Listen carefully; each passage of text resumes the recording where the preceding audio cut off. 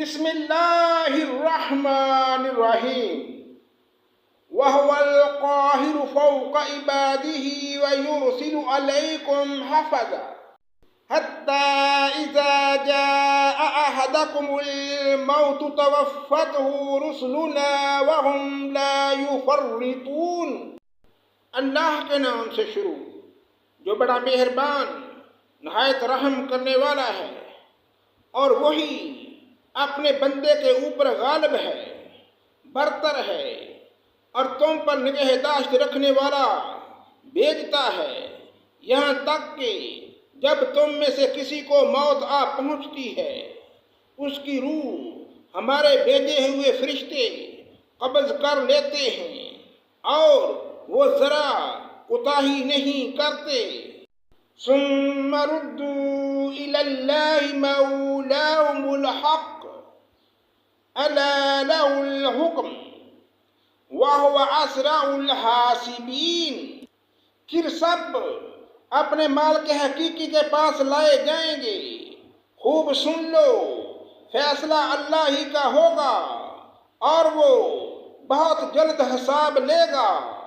قل من يجيكم من ظلمات البر والبحر تدعونه تضرعا وخفيا لئن أنجانا من هذه لنكونن من الشاكرين۔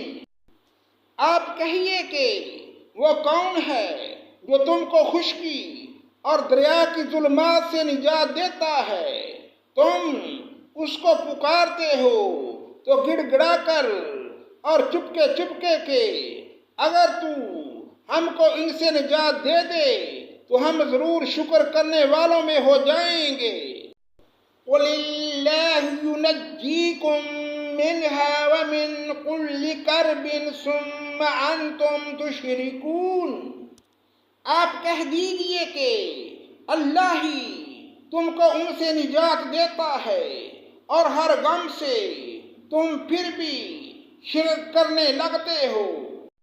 قُلْ هُوَ الْقَادِرُ عَلَىٰ أَن يَبْعَثَ عَلَيْكُمْ عَذَابًا مِّنْ فَوْقِكُمْ أَوْ مِنْ تَحْتِ أَرْجُلِكُمْ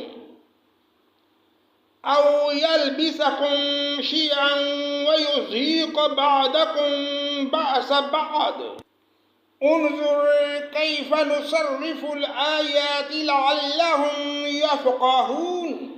آپ کہیے کہ اس پر بھی وہی قادر ہے کہ تم پر کوئی عذاب تمہارے لیے بھیج دے، یا تو تمہارے پاؤں تلے سے، یا کہ تم کو گروہ گروہ کر کے سب کو لڑا دے، اور تمہارے ایک کو دوسرے کی لڑائی چکھا دے۔ آپ دیکھیے تو صحیح ہم کس طرح دلائل مختلف پہلوؤں سے بیان کرتے ہیں، شاید وہ سمجھ جائیں۔ وَكَذَّبَ بِهِ قَوْمُكَ وَهُوَ الْحَقُّ قُلْ لَسْتُ عَلَيْكُمْ بِوَكِيلٍ۔ اور آپ کی قوم اس کی تکذیب کرتی ہے، حالانکہ وہ یقینی ہے۔ آپ کہہ دیجئے کہ میں تم پر تعینات نہیں کیا گیا ہوں۔ لِكُلِّ نَبَإٍ مُسْتَقَرٌّ وَسَوْفَ تَعْلَمُونَ۔ ہر خبر کے وقوع ہونے کا ایک وقت ہے، جلد ہی تم کو معلوم ہو جائے گا۔ وَإِذَا رَأَيْتَ الَّذِينَ يَخُوضُونَ فِي آيَاتِنَا فَأَعْرِضْ عَنْهُمْ حَتَّى يَخُوضُوا فِي حَدِيثٍ غَيْرِهِ وَإِمَّا يُنْسِيَنَّكَ الشَّيْطَانُ فَلَا تَقْعُدْ بَعْدَ الذِّكْرَىٰ مَعَ الْقَوْمِ الظَّالِمِينَ۔ اور جب آپ ان لوگوں کو دیکھیں جو ہماری آیات میں عیب جوئی کر رہے ہیں، تو ان لوگوں سے کنارہ کش ہو جائیں، یہاں تک کہ وہ کسی اور بات میں لگ جائیں۔ اور اگر آپ کو شیطان بلا دے تو یاد آنے کے بعد پھر ایسے ظالم لوگوں کے ساتھ مت بیٹھیں۔ وما على الذين يتقون من حسابهم من شيء ولكن ذكرى لعلهم يتقون۔ اور جو لوگ پرہیزگار ہیں ان پر ان کی باز پرس کا کوئی اثر نہ پہنچے گا، اور لیکن ان کے ذمہ نصیحت کر دینا ہے، شاید وہ بھی تقوی اختیار کریں۔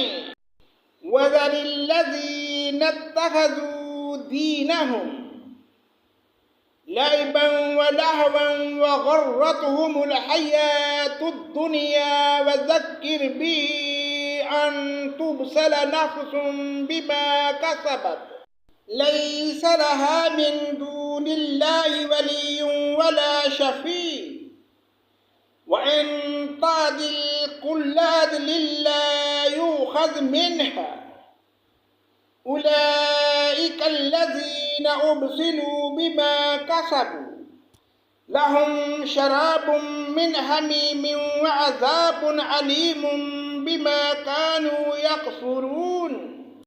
اور ایسے لوگوں سے کنارہ کش رہیں جنہوں نے اپنے دین کو تماشا بنا رکھا ہے اور دنیا کی زندگی نے انہیں دھوکہ میں ڈال رکھا ہے، اور اس قرآن کے ذریعے سے نصیحت بھی کرتے ہیں تاکہ کوئی شخص اپنے کردار میں اس طرح پھنس نہ جائے کہ کوئی غیر اللہ اس کا نہ مددگار ہو اور نہ سفارشی۔ یہ کیفیت ہو کہ اگر دنیا بھر کا معاوضہ بھی دے ڈالے تب بھی اس سے نہ لیا جائے۔ ایسے ہی ہیں کہ اپنے کردار کے سبب پھنس گئے، ان کے لیے نہایت گرم پانی پینے کے لیے ہوگا اور دردناک سزا ہوگی اپنے کفر کے سبب۔ صدق اللہ مولانا العظیم۔